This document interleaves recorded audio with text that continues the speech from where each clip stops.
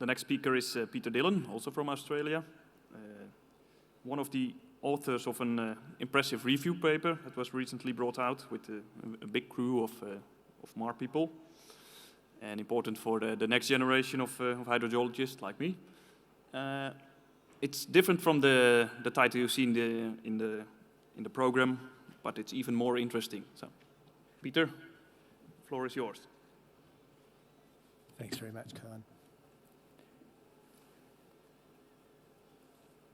So a working group was formed based around Peter Stuyvesant and myself to develop a 60-year history of managed aquifer recharge. We wanted to get an idea of the global status. So this part is not talking so much on the history side and how things have developed, but it's picking up what the current status is.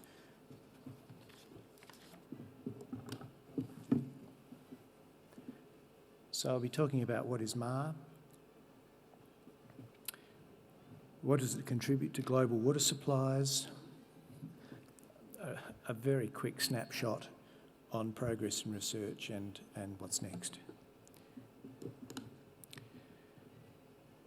So just for what is MAR, we're talking about managed aquifer recharge where it's intentional recharge, not unintentional and not unmanaged.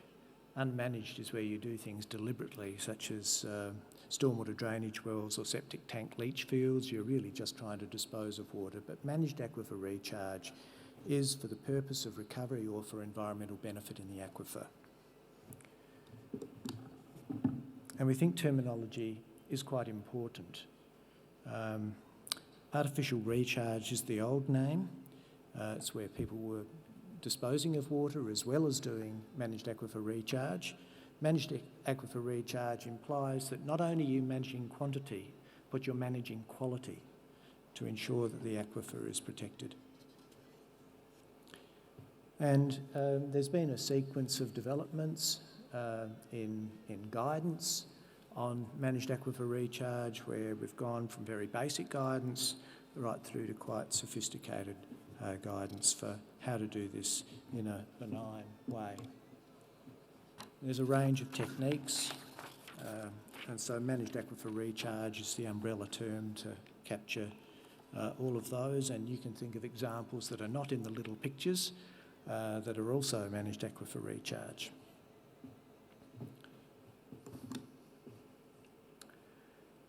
So it has a very important role in integrated water resources management, and I guess natural waters were originally used, but we're going into urban stormwaters and treated sewage effluents and desalinated waters, industrial wastewaters and so on. So with appropriate treatment, they can be banked in aquifers to enable conjunctive management of the resource, to optimise the use of the resource and to secure supplies during periods of shortage, as will become more and more frequent in many areas due to changing climate as well as increased population. When we look at large dams, there was a big thrust for the construction of new dams in the, I guess, the 50s through to the 70s and 80s. But that has been declining because the number of suitable sites is declining, and you know, the best ones have been picked first, and also there are other issues associated with putting in dams, upstream, downstream type issues, and especially on international rivers. And ecological impacts, of course. But this is not managed aquifer recharge versus dams, it's managed aquifer recharge and dams, because existing dams provide a significant advantage for implementing subsurface storage.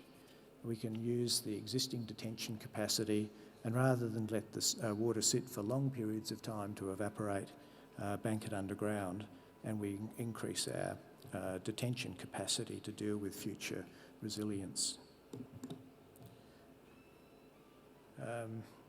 Growth in managed aquifer recharge, and this is for the 15 countries where its use has been documented since 1965, accounts for, and these 15 countries account for 76% of the reported installed MAR capacity at 2015.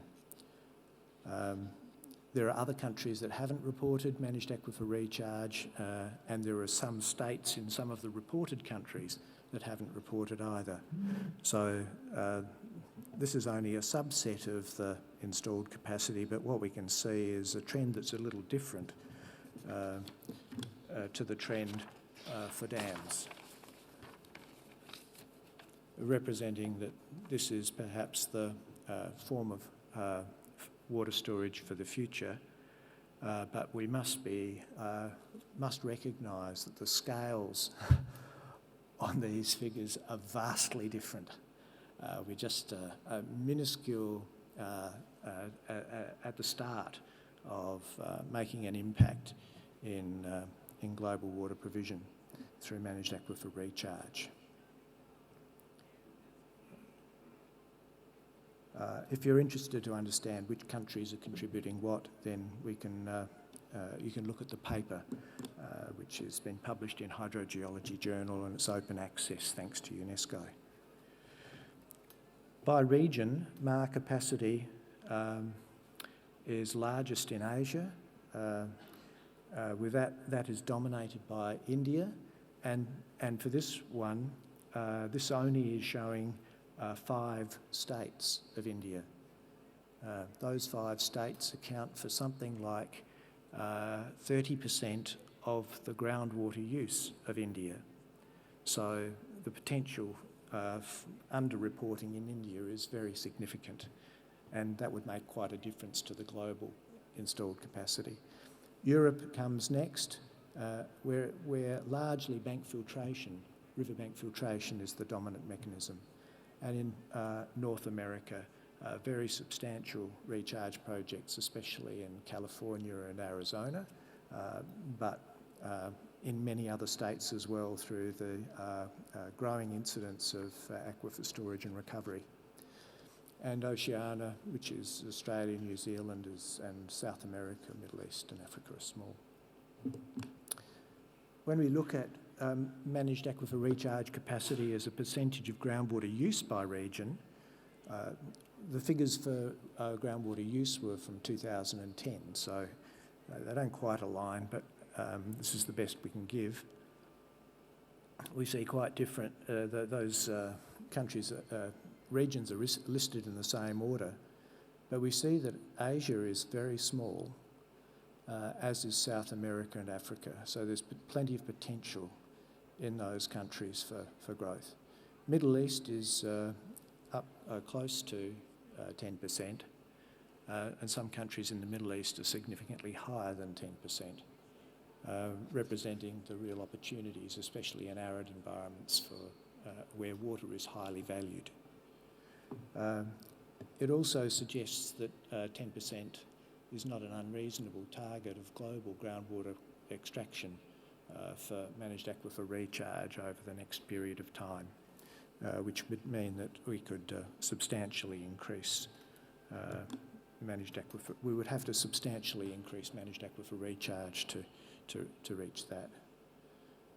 And that's the capacity by region. You can see India is the dominant one, followed by the USA, Germany, Spain and Australia and Italy are in that middle pack. That's just a plot to say something. I probably should have deferred what I said before until this slide to show that perhaps India is, for those 5 states, are super performers, because in those 5 states, managed aquifer recharge accounts for 30% of groundwater use. In USA, the figure is about 25%. For China, it's about 1%. Latin America and Caribbean, about 3%. Southeast Asia is also low. So we've got real opportunities for expansion in places where water is really needed. And those countries that I've mentioned all have groundwater overexploitation problems. So we know that there is storage capacity in those aquifers, and we know that those aquifers are capable of yielding water, and so they're capable of receiving water. So there's no technical impediment apart from the economic cost of doing it safely and having an available source of water. And I guess with improvements in wastewater treatment, such as membrane bioreactors, and with better management of urban stormwater, we've got a lot of opportunity to pick up water in those countries that are currently needing more. So I don't expect anyone to read that, but it just tells you that if you go to the report, the paper, you can read the table and look for your country and see whether you think that's good or not.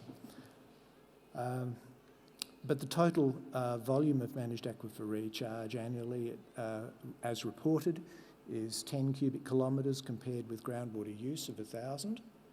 So about 1% at this stage. It's actually about 2.4% if we're just looking at the countries that have reported groundwater MAR. Annual growth rate is 5%, and surprisingly that's the same rate of growth as for groundwater use, except that the values are vastly different. So we're going further and further behind each year.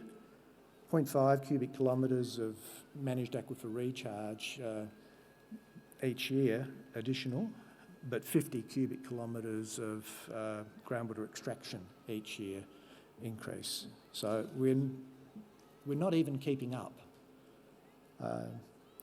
But what it does say is that we can't rely on managed aquifer recharge alone to make up deficits. We really have to do demand management, but that managed aquifer recharge could be a means to encourage demand management. So in a global perspective, there are the numbers. Groundwater depletion is about 145 cubic kilometres compared with that about 1,000 cubic kilometres of groundwater use. Seawater desalination is about 20 cubic kilometres a year. And the turnover of dams is much, much higher. So we're small biscuits in the overall scheme of water management, but where managed aquifer recharge is applied, it's highly valued because those are the places that really need water. And an increasing proportion of the global population will be needing more water, especially, as I was saying earlier, with climate change.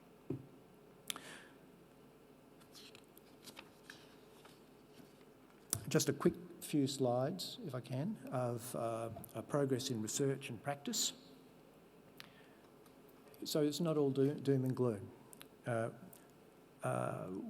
We have come a long way in managed aquifer recharge. Tools have really improved out of sight.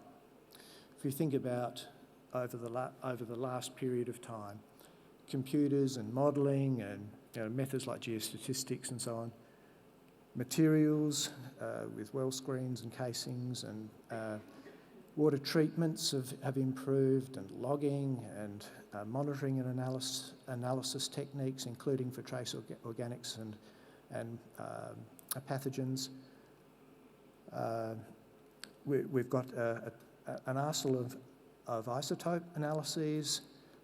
We now have pressure transducers and probes and flow meters and loggers and SCADA and control systems that give us a power to do things that we would never have been able to do 20 years ago.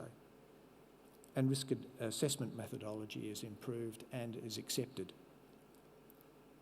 So These things all enable greater scientific insight and management for hydraulics and clogging and recovery efficiency, the typical operational issues, the fate of constituents and the geochemistry and the microbial ecology, which are all important to environmental and health requirements of managed aquifer recharge projects.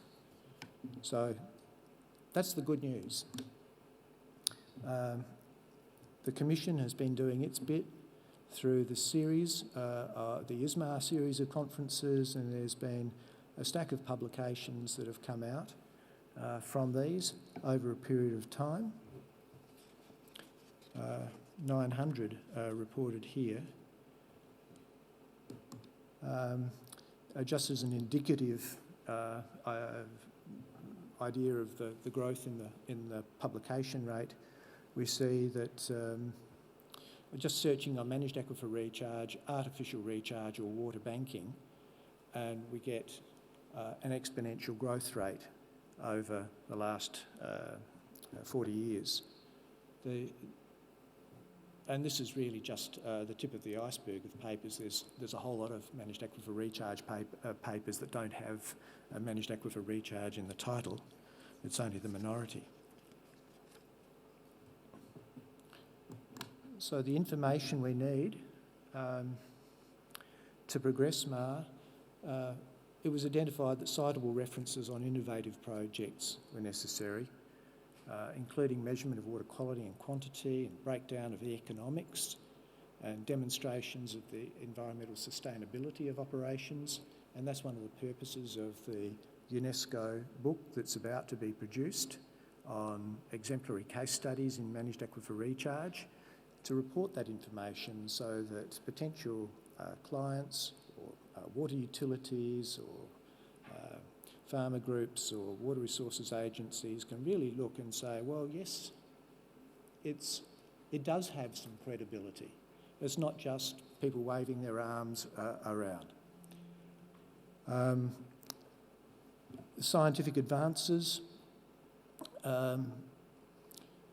We probably need to find standardised methods to predict clogging, standardised validation procedures for measuring pathogen inactivation or removal in the field, improving the prediction of contaminant removal and mobilisation, and cheaper aquifer characterisation and ecosystem indices. And some of those things are already beginning to occur. And on governance, governance is a thing we often get tied down with. And if you think about the number of, we've got 10 cubic kilometres of managed aquifer recharge projects around the world now. But if you were to ask, well, what proportion of jurisdictions have got good regulations that would cover managed aquifer recharge, it's pretty small. So we can make progress without regulations and guidelines as long as there's a risk-based approach to the development of projects and a level of trust, and we don't foul aquifers. But there are things that we can do, and implementation of groundwater management plans that recognise the role of managed aquifer recharge, consistent water quality guidelines based on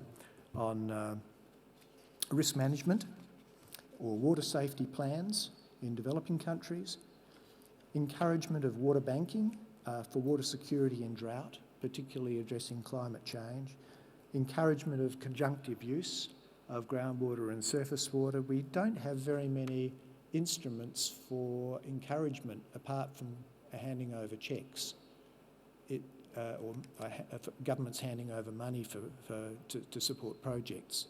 There's not a very strategic approach in most places for how we're going to build resilience in our water systems and what are the most effective ways for us to do that. I think if that was the case, then managed aquifer recharge would have a front seat. strengthening integrated water management in urban areas, including urban stormwater waste and treated wastewater, linking to the energy, food and land planning to account for multi-sectoral benefits and support for community cooperative MAR development and maintenance, particularly at village level in developing countries. So the last 60 years has seen a huge growth in MAR based on sound interdisciplinary science. Sound and I would say developing interdisciplinary science. MAR currently compensates for about 5% of groundwater depletion, 1% of groundwater use, and good management would see that percentage rise for two reasons being, one, the managed aquifer recharge, and two, the use of managed aquifer recharge as a lever to help with demand reduction. There are more people to feed, so it's just irresponsible not to consider buffering of storage below ground, and we need to think of what sort of inducements can be done to encourage managed aquifer recharge as a supporting tool, not as a substitute for demand management. In 60 years, we've gone from an artificial recharge, which has transitioned from trial and error to more being rigorously investigated and going from unmanaged to managed. We now regard the soils and the aquifers as bioreactors, previously thought of as or presumed to be inert. We see the role that aquifer hydrogeochemistry and ecology can play, and we are aware that we have gaps in our knowledge that need to be filled, but nonetheless we are making progress. So success is no longer random. It's expected, and you can design your investigations program to be able to dismiss unlikely candidates at an early stage, so the efficiency of the investment in MAR can be increased. So I hope that gives some encouragement for the journey ahead. I think I've pretty much said those things already, so I'll conclude at that point. Thank you.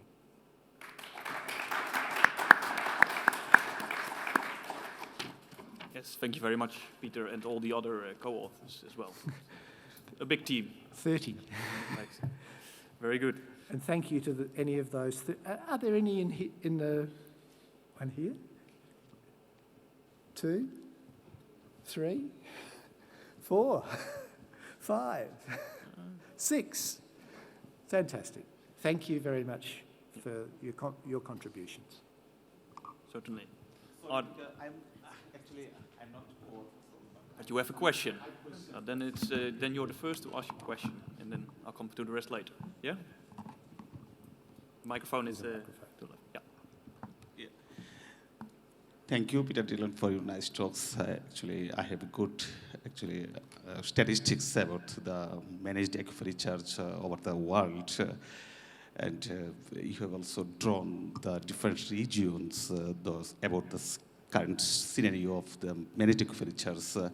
So just wondering that if you just find the statistics or the status of managed aquifer recharge in Bangladesh also, because since 2009, that managed aquifer recharge have been actually implemented in Bangladesh, and by now that about 100 MAR sites are in implementation, people having actually using the MAR managed aquifer recharge water for drinking purpose. And very recently, just this has been going to start it for actually irrigation purpose also. So one thing is that. Another observation is that so far I have gone through different types of literatures in terms with regards to actually managed aquifer recharge. So I have found that governance aspects is maybe a bit less pronounced, less focused with regards to implementations of managed aquifer recharge over the globe. So from my actually experience, in especially Bangladesh, I found that though the hydrogeological as well as technical aspects or feasibility by now has been established, but still struggling with the governance aspects. So I can say that if the governance guidelines or the governance aspects can be prioritized with regards to implementation of MAR, so it could be actually more helpful for successful implementations of managed aquifer recharge, especially over the global south, because we are not at good positions with regards to governance challenge. We are still struggling. So thank you for. Thank you. We could only include in the paper what was reported. We did send invitations to a range of countries, including Bangladesh, and so I've reported the information that was provided. We would be very happy on the ISMAR website. The country information is there. If anyone says, "Oh, look, I've got information from my country," we're happy to upload that information onto our website. Okay. On the governance matter, I guess. To an extent, we need those that are in governance positions need information in order to do their jobs effectively. The most effective way for them to be informed, if there are demonstration projects that are done in a benign way, which are low risk, low inherent risk, they get experience, they understand what the issues are. Oh, sorry, I'm getting carried away.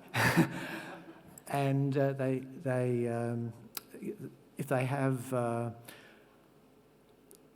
can get engaged in those projects, then learning by doing is very effective. And that's how it worked in South Australia when we first started.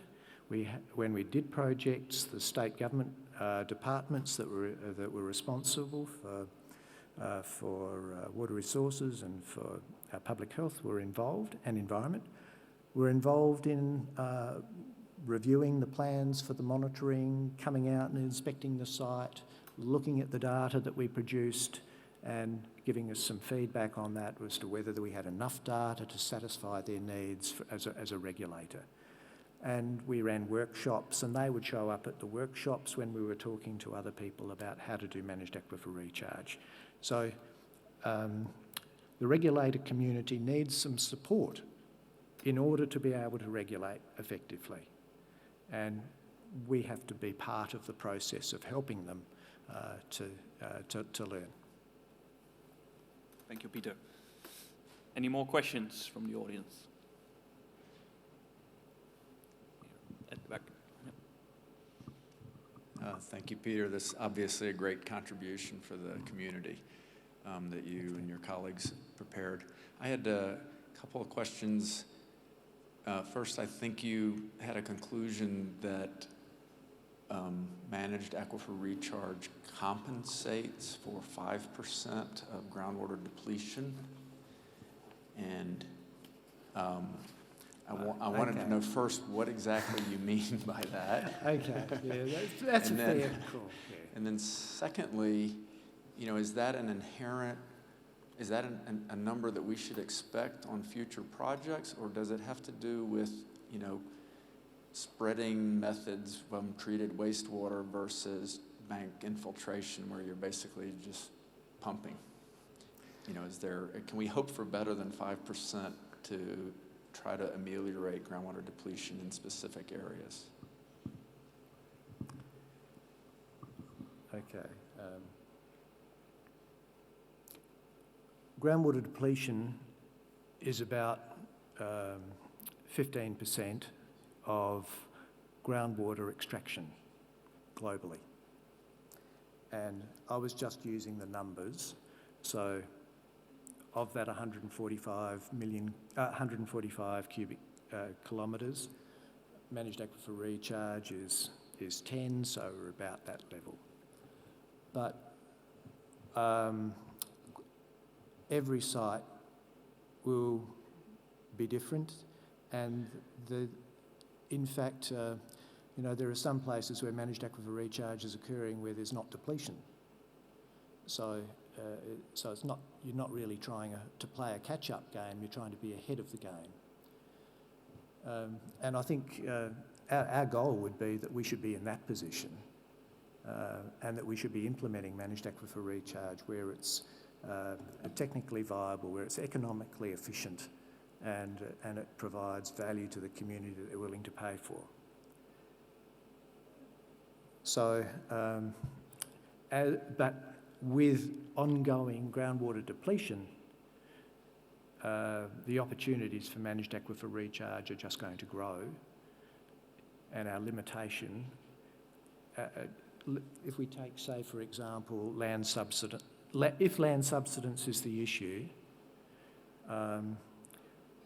then doing managed aquifer recharge in that site is frankly pointless.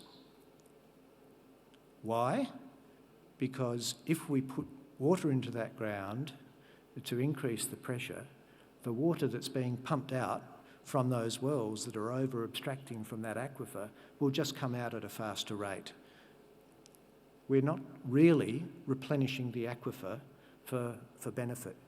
The way to manage those systems is to cut the demand on those systems. If we reduce the demand, then managed aquifer recharge is worthwhile doing.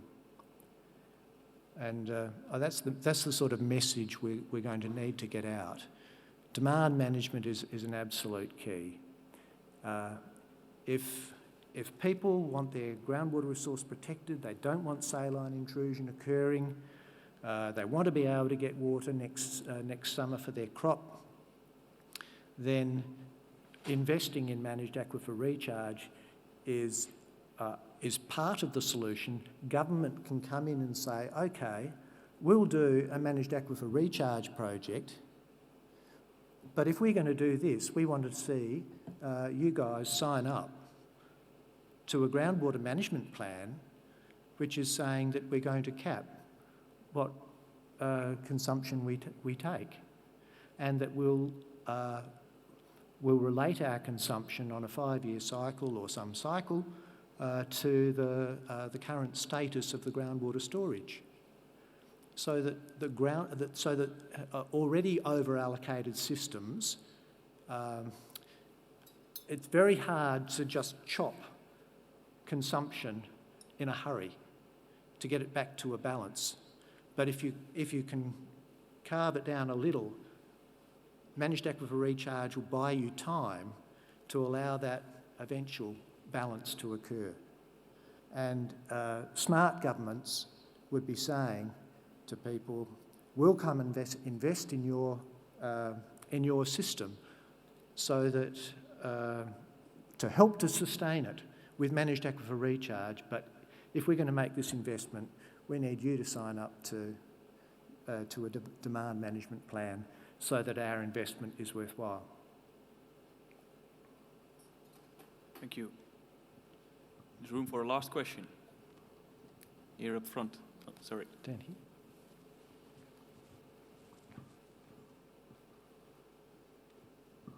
Hi, thank you for the nice presentation. You've shown us the MAR trends globally in the last years, and I was wondering if there are trends also inside of the MAR. So like, for instance, in Europe, most of the systems are like riverbank filtration. Is it now with higher temperatures and climate change, do we expect a new trend where most of the infiltration is done with wells? That's a very good question. What we found is that each country was quite different. So if you look at Europe as a whole, each country is very different. And if you look at the country case studies, which are in the electronic supplementary material for the journal paper, and also reported on the ISMAR website, you can look there and draw those conclusions for yourself. But I think I'm not seeing any international trend. Certainly we're seeing an increase in the number of ASR sites, but the volumes of ASR tend to be generally smaller than the volumes that are involved in infiltration systems or in riverbank filtration systems. So I was expecting to see, a graph that would show, ASR's going like this and other things are going like this or like that, but no, we don't have that information, I'm sorry. Thank you. Okay, thank you. One final question, Peter. Not as critical, but good for discussion always, is that suitability of aquifers for MAR is always a discussion, and you had a statement somewhere in the beginning that an aquifer yielding water can also be an aquifer, or is also suitable for MAR. Is that also always the case, or can there be a disclaimer? Yes, thank you. I'll put a disclaimer on it. Saying always is a silly thing. I shouldn't have said always, should I? But certainly we have a lot of aquifers that are being depleted, and so storage is a possibility. And higher yielding aquifers are easier to inject into and to recharge, at least if you've got unconfined, you don't have confining layers in the vallose zone. So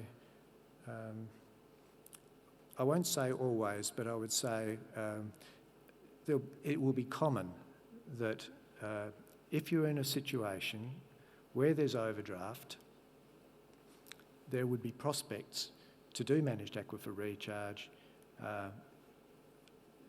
bearing in mind the geophysical limitations as well as the regulatory ones that I've just talked about. I agree. Thank you. Thank you. Thank you, Peter. Thank you, Declan. With this, I almost close this session. Before, I would like to inform you that we have a next Urban MAR session after the break, which is at 5:40. And we have 4 speakers then. They are already confirmed, so that's the good news. And after that, we have the closing ceremony in the same room right here. And before we go to the break, there's a small teaser sent by one of the presenters, I heard, that there's a movie. I'm not sure if they can bring it up on the screen. For the next session we have, which is about urban MAR, rainwater management and MAR. Dit is de wijk Spangen This in is Rotterdam. the city of Rotterdam, where I will present about by coincidence. But it is a very much paved area, densely populated, and it has its water problems, both pluvial flooding and water shortages during longer and longer drought. So, yeah, what we are trying to do there, and I will explain on the details after the break, is to store rainwater, to retain it first for a while, treat it and store it in an aquifer which is brackish and which is about 15 to 30 meters deep. This is a small schematization of the system. The water is used for irrigation in a professional football stadium, so they use it to actually irrigate artificial grass. So that's also interesting. Otherwise, it's not smooth enough.